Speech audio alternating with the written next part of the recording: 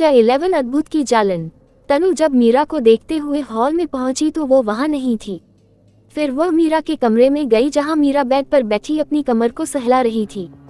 मीरा ने जब तनु को अपने कमरे में आते देखा तो उसे पास बुलाते हुए बोली, अरे यहाँ आ देख, मेरी कमर में चोट लग गई, ये ले मेरी कमर पर ऑइंटमेंट लगा दे। उद्धरण चिन्ह कहकर मीरा तनु को ऑइंटमेंट देती है और पेट के बल लेट जाती है और तनु भी उसकी कमर पे ऑइंटमेंट लगा देती है।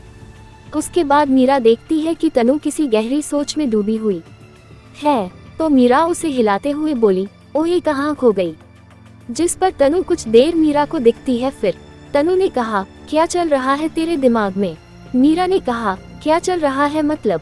तनु ने कहा, ज्यादा बन मत, मैंने सब देखा था जो गार्डन हुआ था। यार मुझे समझ नहीं आ रहा, सुबह तो तू इतनी बड़ी बड़ी बातें बोल रही थी कि मैं मुझको मजा चखाऊंगी, जी ये करूंगी वो करूंगी, और अब उसे गले लगा लिया। ये सब क्या है। मीरा ने कहा, देख मैं अब तक ये समझ चुकी हूँ कि अद्भुत सिर्फ अपने मन की करता है और हमें उसके मन में अपनी बात रखनी होगी, तभी वह हमारे मन का काम करेगा। तनु ने कहा, मतलब सीधे सीधे समझाना क्या बोलना चाह रही है। मीरा ने कहा, यार मैं और तू कितनी भी होशियारी क्यों ना कर ले, लेकिन अद्भुत फिर भी हमें पकड़ ही लेगा, यहाँ तक कि उसकी हमारे हर एक कदम पर नजर रहती है। तुझे पता है तेरे आने से पहले तक अद्भुत घर में बहुत कम रहता था, लेकिन फिर भी वह मेरे हर एक कदम पर नजर रखता था। उसने पूरे घर में सीसीटीवी कैमरे लगवा रखे हैं और अब शायद उसने कुछ मेरे कमरे से और शायद एक दो जगह से निकलवा दिया, क्योंकि वह खुद घर में रहता है। इसका एक मतलब साफ है कि उसे मेरे बारे में और मेरे हर एक हरकत के बारे में हर एक सेकंड की खबर रहती है, यहाँ तक कि उसे मेरी फैमिली बैकग्राउंड के बारे में भी सब कुछ पता है। और मैं इसलिए कोई भी ऐसा कदम नहीं उठाना चाहती कि वह मेरी फैमिली को, जिसमें सिर्फ मेरे पापा ही हैं, उन्हें कोई नुकसान पहुंचा। मीरा ने कल रात हुई उसके और अद्भुत के बीच की सारी बातें तनु को आज दोपहर में ही बता दी थी। तनु ने कहा, वो ये सब कर क्यों रहा है, सिर्फ एक ऑपरेशन के लिए। यार वह बहुत बड़ा गैंगस्टर और एक बिजनेसमैन भी है, उसे क्या जरूरत है ये सब करने की। मीरा ने कहा, हाँ वह सब मैंने भी सोचा, तभी तो हमें उसके हिसाब से रहना होगा, उसके हिसाब से रहकर हमें अपना हिसाब लगाना होगा। मीरा कहने का मतलब है कि अगर हम कुछ भी नाटक करेंगे या कुछ और हरकत करेंगे तो अद्भुत उसे आसानी से पकड़ लेगा, इसलिए हम वैसे ही रहेंगे जैसे हम नॉर्मल रहते हैं, एकदम नॉर्मल। और तुझे पता है मैं नॉर्मल ही खुशी खुशी में लोगों को गले लगा लेती हूँ, इसलिए आज उसे भी लगा लिया। तनु ने कहा, अच्छा तेरे नॉर्मल रहने से होगा क्या। मीरा ने कहा, तनु तुझे रॉकी याद है। तनु ने कहा, हाँ वह कुत्ता नाग जिसे तू एक दिन रोड से उठा कर लाई थी क्योंकि उसका एक्सीडेंट हो गया था। मीरा ने कहा, हाँ वही याद है, हमने उसे रोकने की कितनी कोशिश की थी, लेकिन वह हमेशा भागने की फिराक में रहता था। कुछ समय बाद हमें लगा जैसे वह हमारे साथ रहने में कंफर्टेबल हो गया है, तो हमने उसकी पाबंदियां कुछ कम कर दी और इसी बात का फायदा उठाकर वह एक दिन भाग गया। तनु ने कहा, हाँ मुझे याद है, लेकिन रॉकी का इस सब से क्या लेना देना। मीरा ने हंसते हुए कहा, रॉकी का कोई लेना देना नहीं है, लेकिन कॉन्सेप्ट वही है कि हम किसी इंसान को तब तक ही बांध के रखना चाहते हैं जब तक वह भागने की कोशिश करत है। अगर वो भागने की कोशिश करना बंद कर दे तो हम उसे खुला छोड़ देते हैं। हाँ वह सब तो ठीक है, लेकिन तू करना क्या चाहती है।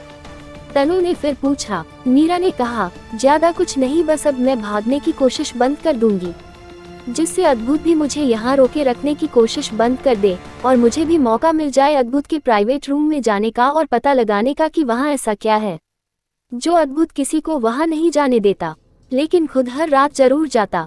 तनु ने कहा, कौन सा प्राइवेट रूम और कहाँ जाता है अद्भुत। मीरा ने कहा, वह सब तुझे बाद में बता दूंगी, अभी सो जाना, वरना पता चले हम लेट उठे और उस शैतान का मूड बदल जाए कि हम अब ऋषिकेश नहीं जा सकते। जिस पर तनु हाँ मैं गर्दन हिलाकर वहां से चली जाती है।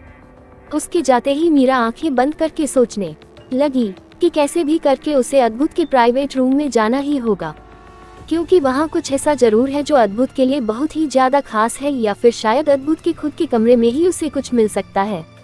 लेकिन पहले जब वो अद्भुत से कमरे में जाती थी तब उसे कभी यह ध्यान ही नहीं आया कि वह वहां जाकर कुछ ढूंढ ले, लेकिन अब शायद अद्भुत अपने कमरे में मुझे कदम भी ना रखने दे, इसलिए अब मैं जानबूझकर पकड़ी जाऊंगी, फिर हार मानने का नाटक करूंगी। लेकिन उसके बाद ही तो शुरू होगा मेरा असली प्लान, मिशन सच का पता लगाना। सोचते सोचते मीरा भी नींद के आगोश में चली गई। इधर अद्भुत अपने घर के सबसे अंदर वाले एक कमरे में खड़ा था, जहां मध्यम सी रोशनी कमरे की एक छोटी सी खिड़की से आ रही थी। अद्भुत के सामने की दीवार पर 2 तस्वीरें लगी हुई थी। एक तस्वीर एक औरत की थी जिसने साधारण मिडिल क्लास फैमिली जैसे कपड़े पहन रखे थे, जिसमें वह काफी सुंदर लग रही थी और उसकी फोटो पर हार चढ़ा हुआ था। और दूसरी तस्वीर एक आदमी की सी जो हुबहू अद्भुत जैसा ही दिखता था, उसकी तस्वीर पर भी हार चढ़ा हुआ था। अद्भुत उन दोनों तस्वीरों के सामने खड़ा था। इस वक्त उसके चेहरे के भाव पूरे दिन के मुकाबले काफी ज्यादा शांत थे। उसने उन दोनों की तस्वीरों पर बारी बारी से हाथ फिराते हुए बहुत गुस्से में कहा, मैं उस पुरोहित को और उसकी बेटी को छोड़ूंगा नहीं, उनका वह हशर करूंगा कि उनकी 7 पीढ़ियां उनका हशर के बारे में सोचकर ही काम उठेगी। ये वही अद्भुत का प्राइवेट रूम था, जहां मीरा आने के बात कर रही थी। सुबह 8 बजे निकलने के लिए अद्भुत ने बोल दिया था, तो मीरा और तनु दोनों ही टाइम पर तैयार हो गए। अद्भुत हॉल में बैठकर अपना कुछ काम कर रहा था। तभी डॉक्टर मेहरा अंदर आए और उसे ग्रीट किया। डॉक्टर मेहरा को अद्भुत ने ही अपने साथ चलने के लिए कहा था, क्योंकि वह नहीं चाहता था कि रास्ते में या ऋषिकेश में उसे या मीरा को किसी भी हेल्थ प्रॉब्लम का सामना करना पड़े। डॉक्टर मेहरा की उम्र करीब 55 से 60 के आसपास होगी। उन्होंने ही अद्भुत की मां की डिलीवरी की थी। वो तब से ही अद्भुत को और उसकी फैमिली को जानते थे, जिस वजह से अद्भुत उन पर भरोसा कर सकता था। डॉक्टर मेहरा ने कहा, सर मुझे एक बात समझ नहीं आ रही कि आप इस लड़की को मीरा को इतना घुमा फिरा क्यों रहे हैं। आप जानते हैं इसके बाप राज पुरोहित ने ही आपके भाई और मां को मौत के घाट उतारा था, और इसी का बदला लेने के लिए तो आप आखिर में इसे खत्म करने वाले हैं ही। बस 1 साल तक उस पुरोहित को तड़पाना चाहते हैं, इसीलिए तो लाए हैं उसे यहाँ। तो फिर यह सब। डॉक्टर मेहरा ने अपनी बात अधूरी छोड़ दी, जिस पर अद्भुत ने उन्हें देखते हुए भावहीन चेहरे से कहा, हाँ मैं सब जानता हूँ, मुझे कुछ भी बताने की जरूरत नहीं है। लेकिन मीरा को अपने बाप के बारे में कुछ भी नहीं पता। वो तो उसे बहुत बड़ा महात्मा समझती है, और वैसे भी वह जो कोई भी है, भले ही नहीं दुश्मन की बेटी ही क्यों ना हो, है तो मेरी डोन ही। अगर अभी मैं उसे कुछ भी बताऊंगा तो हो सकता है उसकी हेल्थ पर कुछ गलत इफेक्ट पड़े, जो कि बाद में मेरे लिए प्रॉब्लम क्रिएट कर सकता है। इसलिए मैं अभी उसकी हर इच्छा पूरी कर रहा हूँ, जिससे वह हेल्थी रहे, क्योंकि आप ही तो कहते हैं हैप्पी मन तो हैप्पी तन। और वैसे भी उस पुरोहित को भी तो तिल तिल तड़पते देखना है। उसके बाद तो मैं इस लड़की को उसके बाप के सामने ही। अद्भुत अपनी बात आगे न कह सका, तो डॉक्टर मेहरा बोले, उसके बाद तो इसके बाप के सामने ही इसे बेरहमी से माँ। डॉक्टर के इतना कहते ही अद्भुत उसे सर्द आंखों से घूरने लगा, जैसे वह अभी चुप नहीं हुआ तो शायद आगे कभी बोल ना पाए। उसके घूरने से डॉक्टर डर गया और चुपचाप वहां से जाने में ही अपनी भलाई समझी। लेकिन जाते जाते वह अपने मन में बहुत खुश होते हुए सोचने लगे कि अद्भुत जिस लड़की को मारने का जिक्र भी तुम्हें इतनी तकलीफ दे रहा है, क्या तुम सच में मार पाओगे? देखते हैं द ग्रेट अद्भुत सिंघानिया ये कर पाता है या नहीं। इस वक्त मीरा और तनु अपने अपने कमरे में थी, इसलिए हॉल में हुई इस पूरी बात का उन्हें कोई अंदाजा भी नहीं था। थोड़ी देर में मीरा और तनु गाड़ी के पास पहुंच गए, जहां अद्भुत पहले से ही गाड़ी में उसका इंतजार कर रहा था। मीरा ने ब्लैक टी शर्ट और व्हाइट ट्राउजर पहन रखा था, ऐसे ही तनु ने भी ब्लू टी शर्ट और व्हाइट ट्राउजर पहन रखा था। तभी मीरा की नजर फ्रंट सीट पर बैठे आरव पर गई, जिसने सेम उसकी जैसे कपड़े पहन रखे थे, black T shirt and white browser, जिसे देख मीरा आरव को देखते हुए बोली, वाओ आरव, हम दोनों ने एक जैसे कपड़े पहने हैं, सेम टू सेम। तभी अद्भुत की भी नजर उन दोनों के कपड़ों पर गई, जो कि सेम ही थे। तो अद्भुत ने अपनी कड़क आवाज में आरव से कहा, गाड़ी से उतरो और कपड़े चेंज करके तनु के साथ दूसरी गाड़ी से आ जाना। जिसे सुन आपका चेहरा काला पड़ गया। उसने कल रात से ही सोच रखा था कि वह यही कपड़े पहनेगा। अब ये शैतान उसे कपड़े बदलने के लिए बोल रहा है। वह मन ही मन मीरा को उसके जैसे कपड़े पहनने के लिए कोसने लगा, लेकिन अब उसके हाथ में कुछ भी नहीं था। उसे ना चाहते हुए भी गाड़ी से उतरना पड़ा। तुम्हें गाड़ी में बैठना नहीं है क्या? अद्भुत ने मीरा को देखते हुए कहा, जो अभी भी गाड़ी से बाहर ही खड़ी थी। मीरा ने तनु को देखते हुए कहा, अरे लेकिन तनु।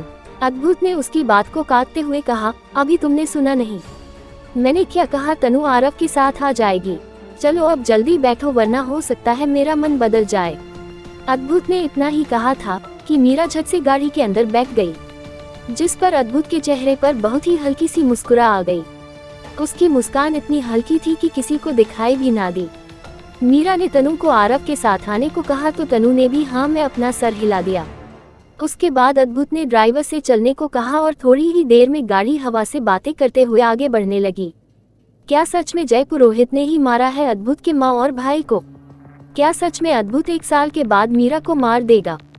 क्या रंग लाएगी यह ऋषिकेश की ट्रिप, नजदीकियां या दूरियां? यार आप लोगों का रिस्पॉन्स इतना ठंडा क्यों है? फिर आगे डालने का मैन नहीं करता। चैप्टर 12 अद्भुत कैफ और मीरा। अद्भुत और मीरा एक साथ ऋषिकेश के लिए निकल चुके थे। आज मीरा बहुत खुश थी। इतने दिनों बाद वो कहीं जा रही थी, वो भी ऋषिकेश। यही सोच सोचकर उसका मन खुशी से नाचने को हो रहा था। लेकिन थोड़ी देर बाद ही उसकी खुशी गायब भी हो गई जब लगभग 50 मिनट के सफर के बाद ही गाड़ी एक फार्म हाउस के बाहर आकर रुक गई। तो मीरा शक भरी नजरों से अद्भुत को देखने लगी, जैसे वो पूछ रहे हो क्या तुमने मुझे बेवकूफ बनाया, ये कहाँ ले आए हो? लेकिन अद्भुत उसकी तरफ देखे बिना सीधा गाड़ी से निकल के फार्म हाउस के अंदर चला गया। तो मीरा भी मुंह बिगाड़ते हुए उसके पीछे चली गई। वो फार्म हाउस काफी आलीशान और सुंदर था। मीरा उसे देखते हुए अंदर जाती जा रही थी। उसने नहीं देखा कि अद्भुत आगे खड़ा है। वो जाकर उससे टकरा गई और उल्टा उसे ही डांटते हुए बोली, तुम्हें दिखाई नहीं देता क्या मैं आ रही थी? अद्भुत ने उसकी ऐसी बात पर उसे एक नजर मीरा को देखा और आगे बढ़ गया। मीरा जो उसके घूरने से एक पल के लिए डर गई थी, वो भी एक लंबी सांस लेकर उसके पीछे चल दी। थोड़ी देर बाद अद्भुत एक बड़े से मैदान में जाकर रुका, जो कि उस फार्म हाउस के पीछे था। उस मैदान के बीचों बीच एक जेट प्लेन रखा हुआ था और उसके आसपास कुछ बॉडीगार्ड अपनी अपनी पोजीशन में खड़े हुए थे।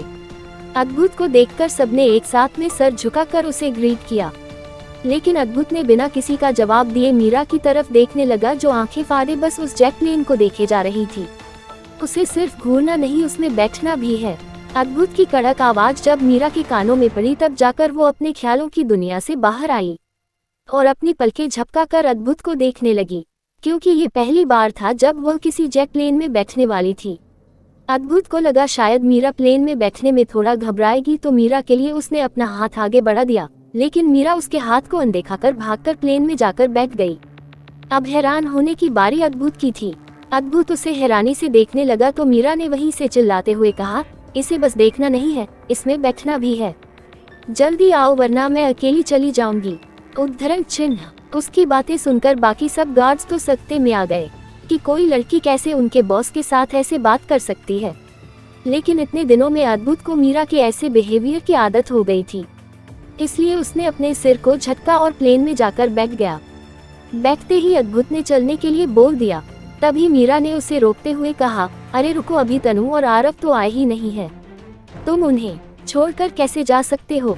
जिस पर अद्भुत ने बिना उसकी तरफ देखे ही कहा, वो लोग गाड़ी से आएंगे, 2 दिन बाद वही मिल जाएंगे। अब चुपचाप चलो वरना कहीं ऐसा ना हो मेरा मूड बदल जाए और तुम भी कहीं ना जा पाओ। उसकी बात सुनकर, या कह सकते हैं कि उसकी धमकी सुनकर, मीरा अपने मन में उसे खूब सारी गालियां देकर और मुंह बनाकर एक कोने में बैठ गई और जेट प्लेन ने धीमे धीमे अपनी रफ्तार पकड़ ली। तनु को वेट करते करते आधा घंटा हो गया, लेकिन आरव अभी तक नहीं आया था, जिस वजह से उसे अब गुस्सा लगा था। जैसे ही वो वापस जाने को हुई, तभी उसे Aarav blue T shirt and white jeans में आता हुआ दिखा। उसकी टी शर्ट उसके मस्कुलर बॉडी एकदम फिट आ रही थी, जिस वजह से वो काफी हैंडसम एंड चार्मिंग लग रहा था। तनु उसे तब तक निहारती रही जब वो बिल्कुल सामने आके खड़े न हो गया। तनु के एकदम सामने आके आरव ने बड़े प्यार से कहा, चले। तब जाके तनु की तंद्रा टूटी। अपने ख्यालों से बाहर आने पर तनु को पता चल कि वो न जाने कब से आरव को घूर रही थी। उसे अब खुद पर गुस्सा आने लगा, लेकिन उसने आरव को घूरकर अपनी उंगली आरव का तरफ पॉइंट करते हुए गुस्से में कहा, तुम खुद को समझते क्या हो? हाँ, मैं यहाँ इतनी देर से तुम्हारा वेट कर रही हूँ और तुम आराम से सज रहे थे। तुम न कुछ भी कर लो, लगते बंदर जैसे ही हो। ये सब कहते हुए तनु आरव की तरफ बढ़ रही थी और आरव उससे डरकर पीछे हटता जा रहा था। वो आखिर में जाकर गाड़ी से सट गया। अब तनु उसके बिल्कुल सामने खड़ी थी। उसके ऐसे पीछे जाने से तनु और भी ज्यादा चिढ़ गई। वो आगे कुछ बोल पाती उससे पहले आरव, जो गाड़ी से सट के खड़ा था, वो गाड़ी का दरवाजा खोल फटाक से गाड़ी में बैठ गया। ये सब इतनी जल्दी हुआ कि तनु को कुछ पता भी नहीं चला। वो मुंह खोले उसे देखती रही। तभी आरव ने गाड़ी की विंडो नीचे करके अपने गोबले आंखों पे चढ़ाते हुए बड़े एटीट्यूड से कहा, बेबस अंदर बैठो। अगर ऐसे ही खड़ी रही तो हो सकता है तुम्हारे मुंह में मच्छर घुस जाए। अंदर बैठ के तुम चाहो तो तुम मुझे देख सकती हो। आरव के ऐसे कहने पे तनु झेप गई और चुपचाप अंदर बैठ गई। आरव गाड़ी चलाते हुए एक नज़र बगल में बैठी तनु को देखता, फिर आगे। उसे ऐसा करते करते काफी देर हो गई और तनु उसके ऐसा बार बार करने से चिढ़ चुकी थी। उसने उसे डांटते हुए कहा, चुप चुप गाड़ी नहीं चला सकते क्या? बार बार क्या बटेर की तरह आंखें घुमा घुमा कर देखते रहते हो? और वैसे भी हम कहाँ से कोई फ्लाइट लेने वाले, ये बताओ, क्योंकि कोई ट्रेन तो जाती नहीं है सीधी ऋषिकेश के लिए। बोलकर वह अपनी तीखी नजरों से आरव को घूरने लगी। तो मैं कौन सा मरा जा रहा हूँ तुम्हारे साथ जाने के लिए? मैं भी सिर्फ अपने बॉस के लिए जा रहा हूँ। बड़ी आई, तुम्हारे साथ जाने का शौक नहीं है? अद्भुत ने तनु की नकल उतारी। तुम्हें नहीं लगता तुम ज्यादा बोल रहे हो? तनु ने उसे उंगली दिखाकर कहा। अच्छा, मैं ज्यादा बोल रहा हूँ, पर अभी जब तुम ज्यादा बोल रही थी तब। आरव ने उसकी उंगली को नीचे करके कहा। तुम्हें चलना है या नहीं, या सारे रास्ते युद्ध करना है? तनु ने कहा। मैं तो चल ही रहा था, शुरुआत तुमने की। आरव ने हार नहीं मानी। अच्छा, मैंने शुरुआत की? क्यों बार बार मुझे देख रहे थे? चलो ना, सीधा रास्ता आगे है ना के बगल में। तनु की यह बात सुनकर आरव चुप हो गया और चुपचाप गाड़ी आगे बढ़ा दी। थोड़ी देर बाद आरव फिर से बोला, यह मत सोचना कि मैं तुमसे डर के चुप हो गया हूँ। बस मैं अपने बॉस को गुस्सा नहीं दिलाना चाहता, इसलिए चल रहा हूँ, समझी? हाँ ठीक है। बड़ा आया, बॉस को गुस्सा नहीं दिलाना चाहता। इस बार तनु ने आरव की नकल उतारी और मुंह हिट कर बैठ गई। अद्भुत और मीरा ऋषिकेश पहुंच चुके थे। सारे रास्ते मीरा अद्भुत को जकड़ के बैठी रही, क्योंकि मीरा घूमने जाने की खुशी में जैक में बैठ तो गई थी, लेकिन सच तो ये था कि उसे ऊंचाई से बहुत डर लगता था। लेकिन अद्भुत ने भी उसे सारे रास्ते किसी टैडी की तरह संभाल कर रखा। वैसे तो अद्भुत ने यहाँ रुकने के लिए एक 7 स्टार होटल बुक किया था, लेकिन बाद में मीरा की जिद पे उसने कॉटेज बुक किए, क्योंकि मीरा के अकॉर्डिंग ऋषिकेश जैसी जगह पर कॉटेज में रहकर ज्यादा फील किया जा सकता है। और वैसे भी अद्भुत का विला कौन सा 7 स्टार होटल से कम है जो वो यहाँ भी होटल में रहे। इसलिए अद्भुत ने ऋषिकेश के बेस्ट कॉटेज को बुक किया और इस वक्त वो वही जा रहे थे। कुछ ही समय में वो लोग वहाँ पहुँच गए। मीरा को जैसे ही गाड़ी रुकती हुई महसूस हुई, वो जल्दी से गाड़ी से निकल गई।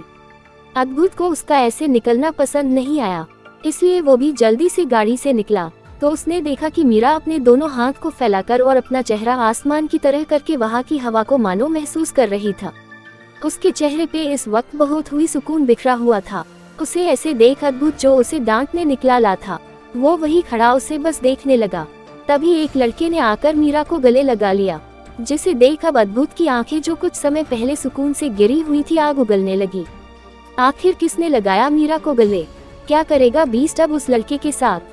क्या तनु और आरव भी आएंगे करीब, या सारे रास्ते होते रहेंगे इन दोनों के पंगे? कमेंट करके बीटाओ कैसा आएगा पार्ट।